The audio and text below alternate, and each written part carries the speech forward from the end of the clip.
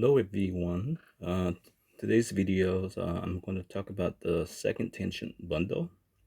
So it's basically a tangent bundle sitting on top of another tangent bundle.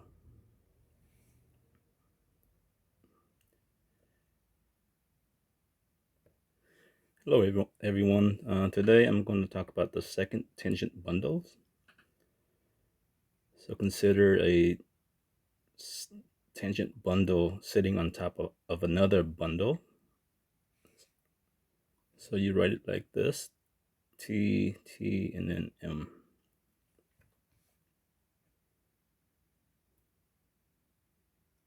So it's sitting on top of another tangent bundle, TM. Okay.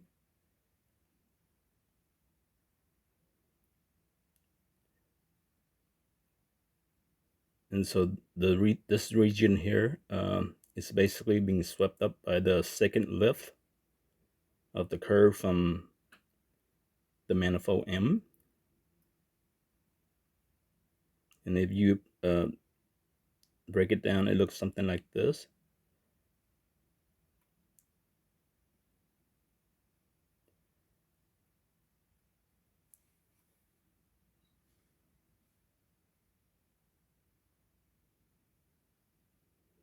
Yeah, so the first E here, the script E here is uh, it's the affine space, and then the E are the regular Euclidean vector spaces.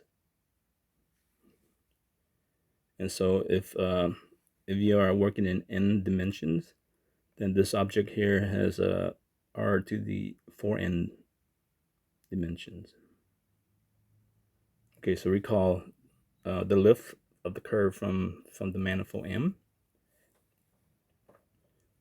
So here C here is basically the derivative of the curve gamma on M. So it's mapping from the interval of I subset of R1 to TM.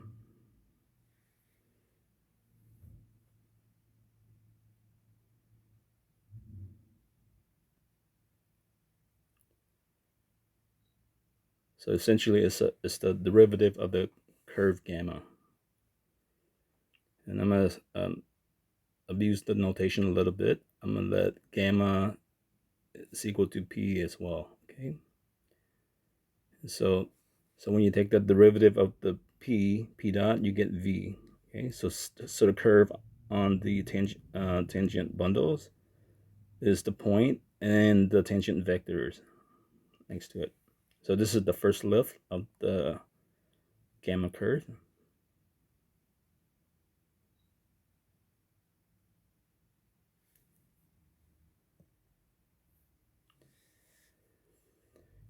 Okay, so next is the second lift. So you have to take the time derivative of C or second time derivative of gamma, whichever you prefer. It will give you the same answer.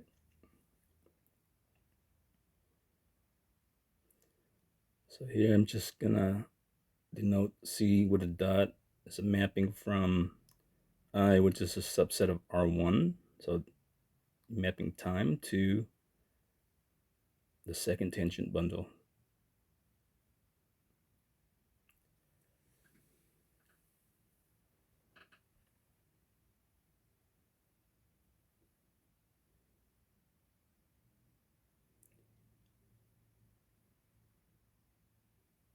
Okay, so you write in the P and the V as before. Then after this, I'm gonna use a colon sign. And then I'm gonna have to take the derivative of P and then the derivative of V. So essentially, you get the acceleration from this curve.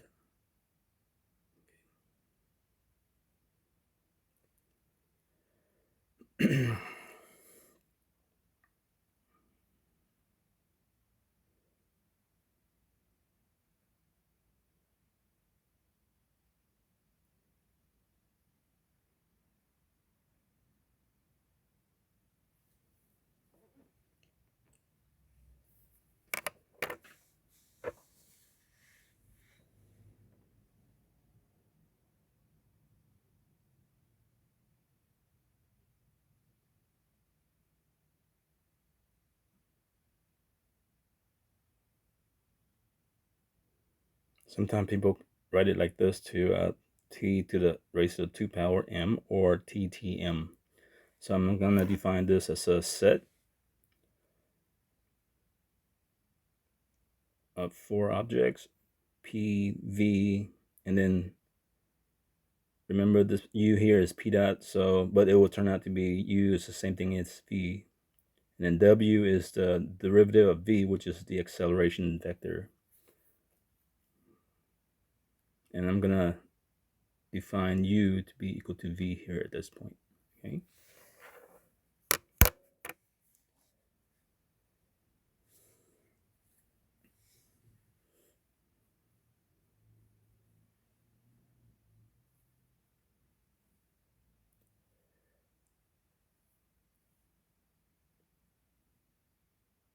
So if I write it with the parenthesis, you see it's a tangent bundle on a tangent bundle TM. Okay.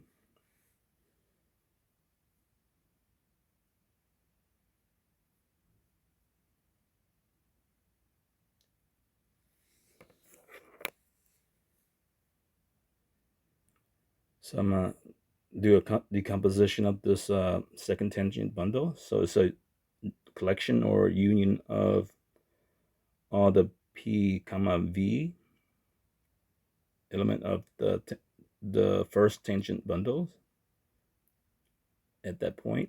So here is the first point there. Okay.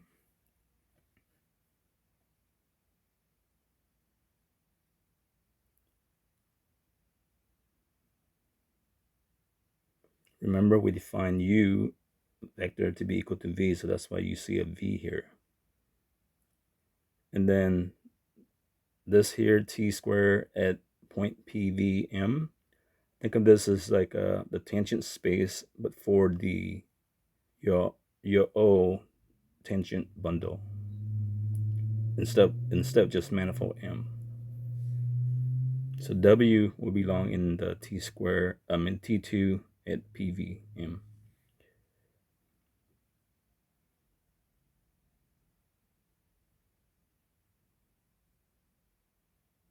So I'm going to define this tangent space on the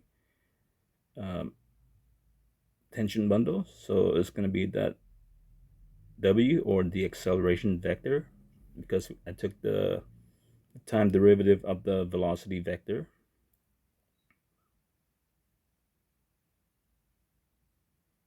So w is element of E here. It just means that it's a Euclidean vector space.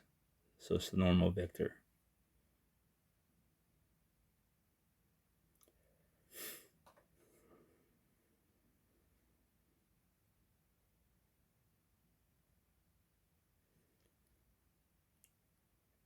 Or if you prefer, there's a fancy name for this. It's called the affine fiber bundle,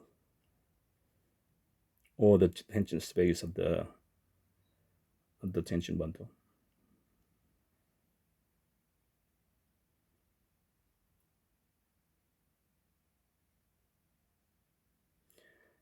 All right, so I just wrote down the proposition that we're going to need to prove. So for all p comma v of the tension bundles, this affine bundles here is an n-dimensional affine subspace of Euclidean vector space E, and it's defined as follow. Okay. So here you see the first term on the right hand side here is TPM. So that is going to be an object analogous to the tangent space of your normal manifold M. And then I'm going to talk about Z in a little bit here, but before that, I'm going to recall some facts. Remember, this phi here is a chart from M to Rn. So negative phi, phi inverse here is continuous. It's going to be a map from W, which is a subset of Rn, back into U, which is a subset of M. So I'm going to let Q equal to phi of P. So the inverse of that would be P.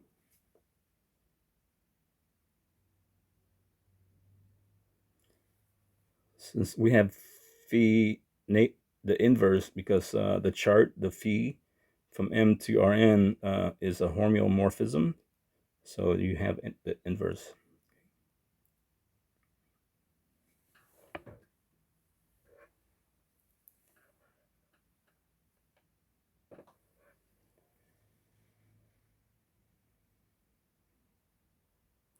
So next, I'm going to use the phi inverse, but with the hat on this.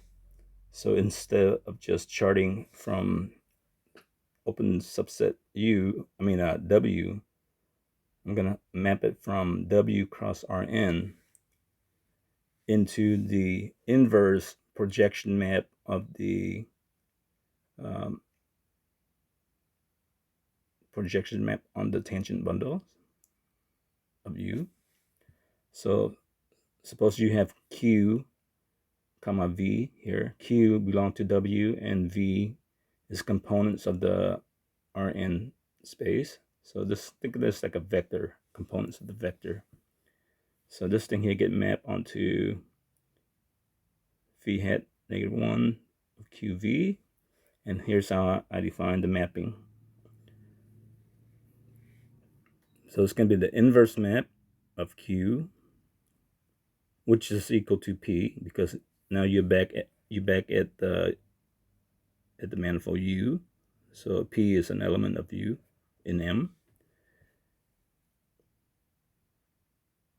And then I'm going to map the vector velocity components. Sorry, should be d phi negative, d phi inverse. Yeah. At Q at t equal to t0. Okay.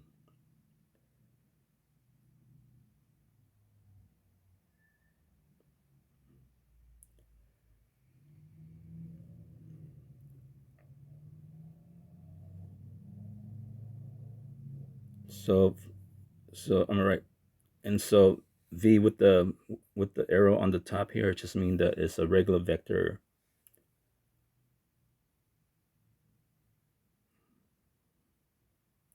And then the v without the arrows means it's just the components of the vector. Okay. All right. So first, I'm gonna prove one way, and then I'm gonna prove the other way later. So I'm going to let W, which is the acceleration vector, it's an element of on the tangent space of the second tangent bundles, okay, at P comma V, such that you have this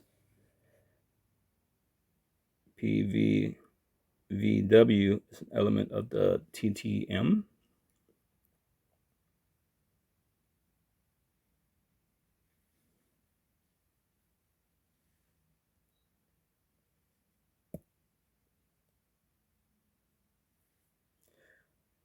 I'm just rewriting this so that it's easier to see.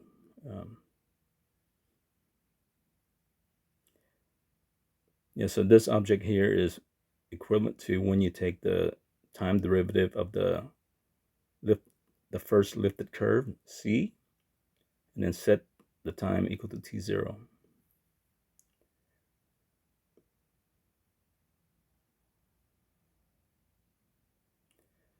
So the acceleration vector is simply equal to the time derivative of a velocity vector, okay?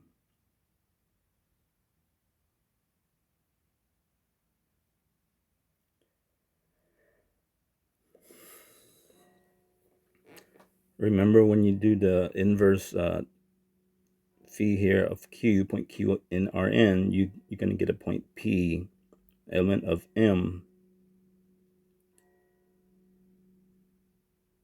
And so if you take the time derivative of the P vector, P of T, then you get the velocity. So here I'm just writing down the vector, the velocity vector components, and then the basis element. So now what we do is, in order for us to find W, we have to take the time derivative of that and then set the time equal to t0.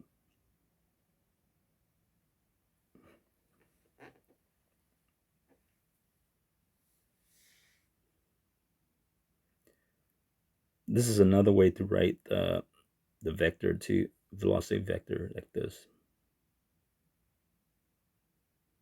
It's a differential of the mapping on V. So I'm going to plug that in there and then take the time derivative. So there's two parts to the velocity vector, the components, and then the basis vector. So I just took the time derivative of the components. So that's what you see that dot there, and set it equal to t0. So I'll leave the basis vector alone.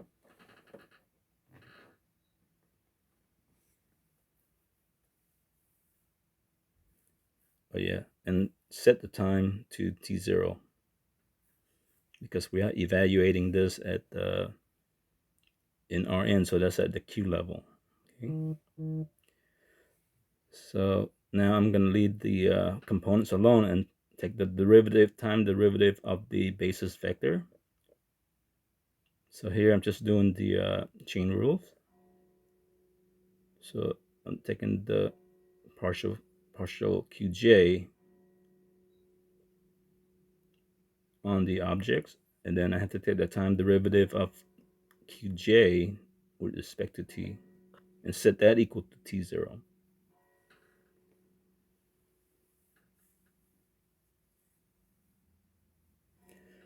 So I'm letting v, the time derivative of the components vi to be wi, which is the components for the velocity, for the acceleration vector.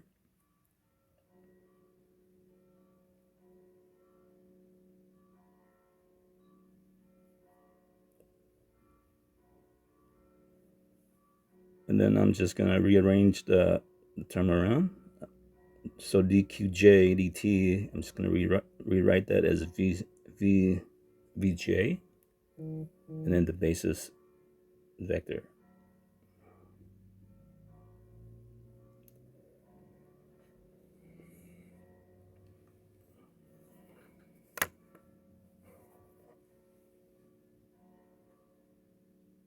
All right, so we have the acceleration vector w is equal to, I'm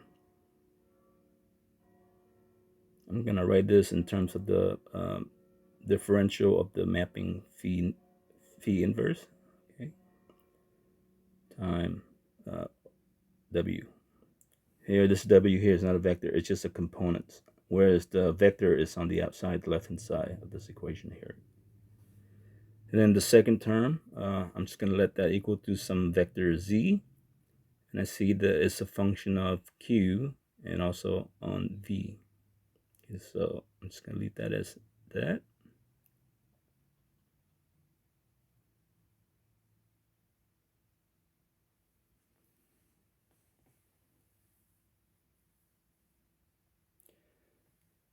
So you can see that the acceleration vector is an element of the image of the differential of phi inverse plus z vector. Okay, now going the other way, going back the other way, I'm going to let w equal to the differential of phi inverse of w plus z, and then work my way back up.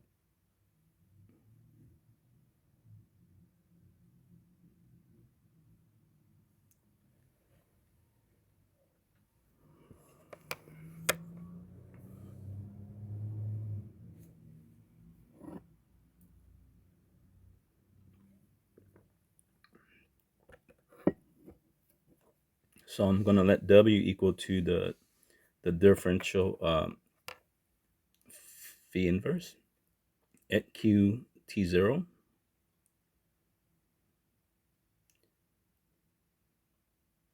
of w components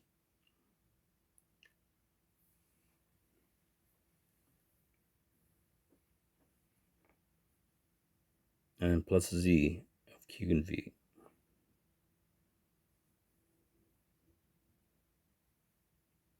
For some W elements of Rn. So this is just components.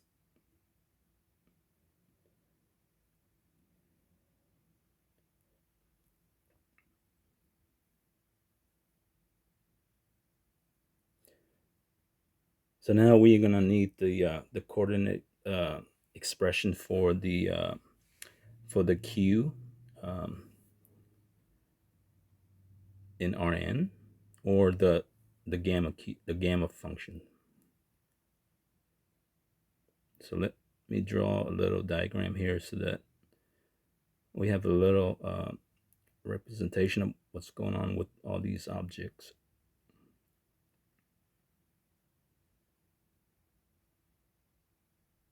Well, first, I'm going to write down certain conditions that it has to satisfy. So whatever this function Q is, at time 0 is going to be equal to Q. And then if you take the first derivative of that and set that equal to 0, you're going to get the velocity components. And then take the second derivative of that, set it equal to t0, and then you're going to get the W, which is the components for the acceleration.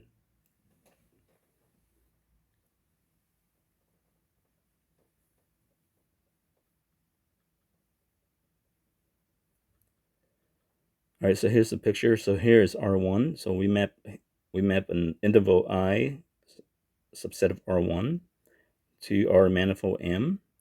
So there's a curve there, gamma curve T. And then the chart, here's the chart, phi homeomorphism to Rn. So that means we are guaranteed to have an inverse phi inverse.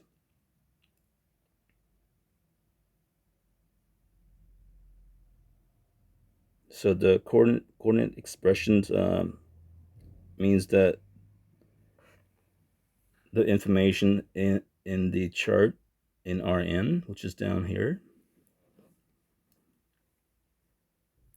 So when gamma of t equal to t0, then you have p. And then if you chart that with phi, so phi of p is equal to q, which is, let's call this open region in Rnw, okay? And then the coordinate expression, you could go from R1 to Rn straight by bypassing the manifold. So it just means that you take the gamma function first. I mean the gamma the curve first, and then the chart. So you have here is a mapping from I to Rn.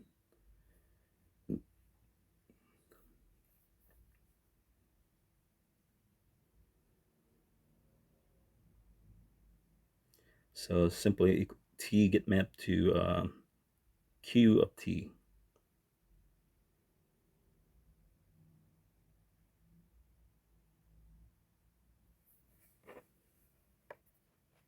And q would have n components.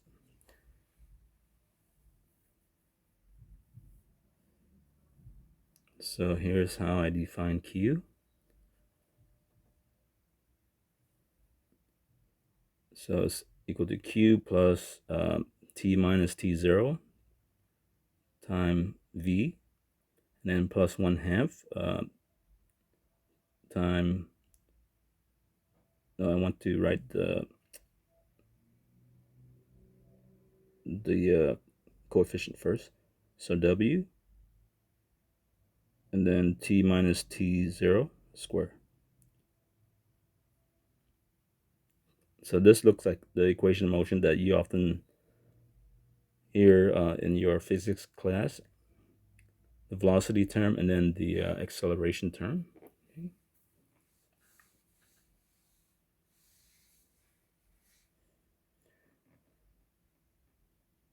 Okay, so if I'm from Rn, Q, and I take the inverse map, phi inverse, because a phi is homeomorphisms, then this thing here is just a subset of U, which is a subset of the manifold M.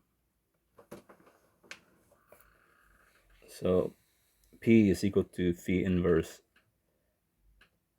of Q.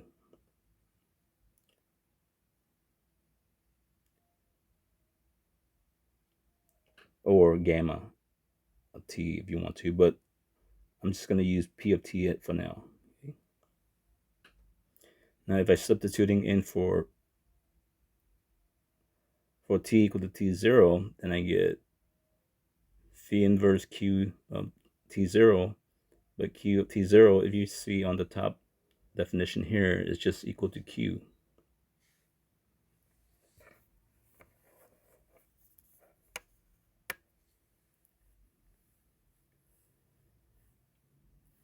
All right, so I'm going to take the first time derivative of p, or the gamma or the curve gamma.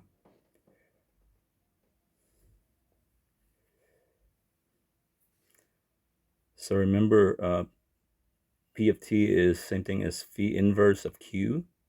So I'm doing the chain rule here, taking partial derivative of the inverse phi respect to qi, and then dqi dt, and then set that equal to t0. So dqi dt, set that equal to 0, then you just get, I just rewrote it to the front, okay? But qi dot right there is equal to the vi, which is the velocity components.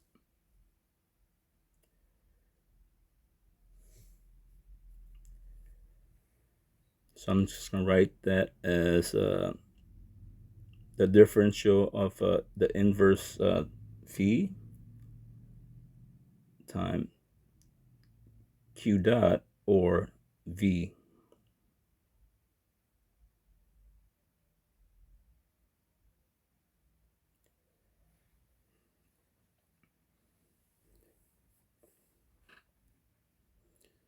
So I'm rewriting this as q dot as v, and then that whole thing there is equal to v with the arrow on the top.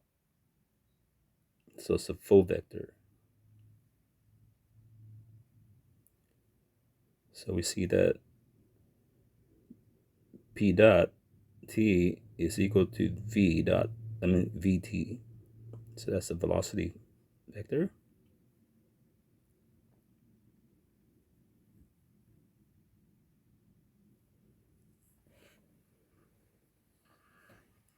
Okay, so now I'm gonna take another time derivative and set it equal to 0 on v, or p dot. So I could just use the result that I just got above there.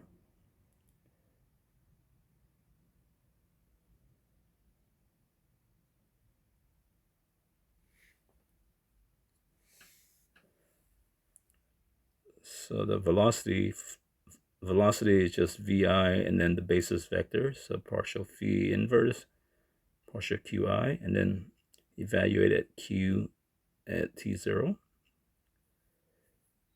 So there's two objects for the velocity, so you have to take the chain rules. I mean the products rule.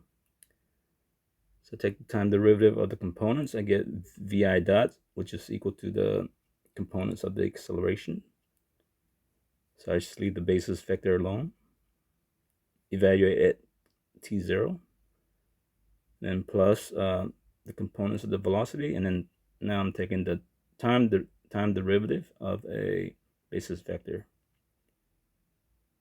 So partial qj of the basis vector, and then I have to take the time derivative of the q itself, so that gives you another vj. And all this is evaluated at t0.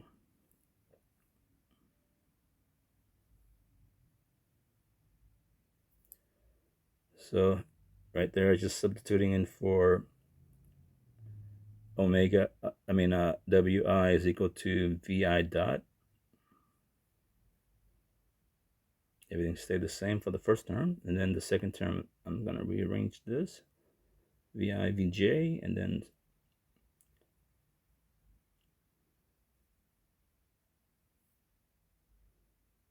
by the way, the reason why we're using the information from the second tangent bundle is because this is where the arena for the second order differential equation or partial differential equation live. So that's why we have to do this, okay? And then I'm gonna write the W vector in this form. It's gonna be a differential of phi inverse of W, then plus Z, all that there I'm gonna let equal to Z vector. And it's a function of Q and V, you can see there.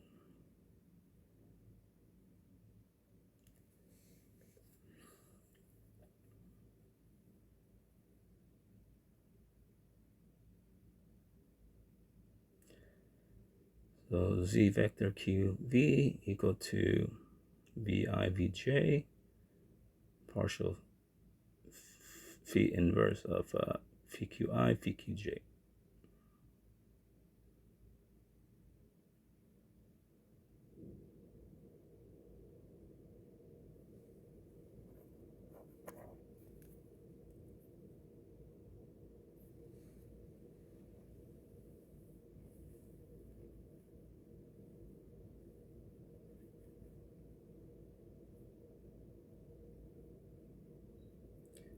So you can see P double dot or gamma double dot is equal to W vector, which is the acceleration vector.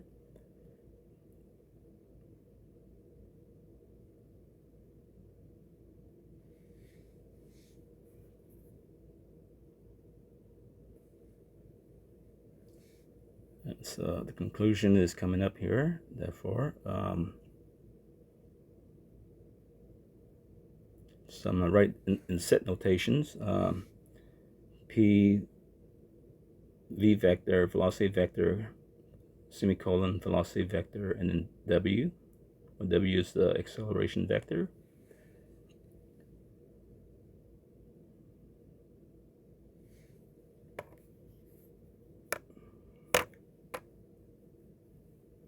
The only thing I'm going to do here is I'm going to substitute in for what W is. So I'm going to write it in terms of the differential of the inverse phi, or you can think of this like a tangent map or the push forward map of a vector. Okay.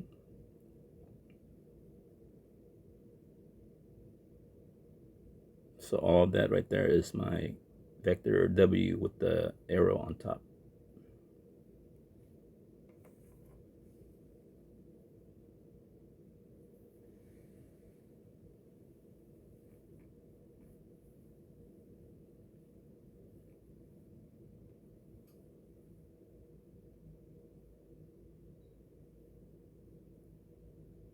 Here I'm just being more complete. So P dot T0 is give you the velocity vector, and so that's why you have two V up here as opposed to just V and U because they are the same objects. And then P double dot is W, which is what you see up there, and all that can be that you could let it equal to the second derivative of the curve on M. But at this point here, it get lifted to the second tangent bundles, and so it has so now it's r to the 4n as opposed to just r to the n.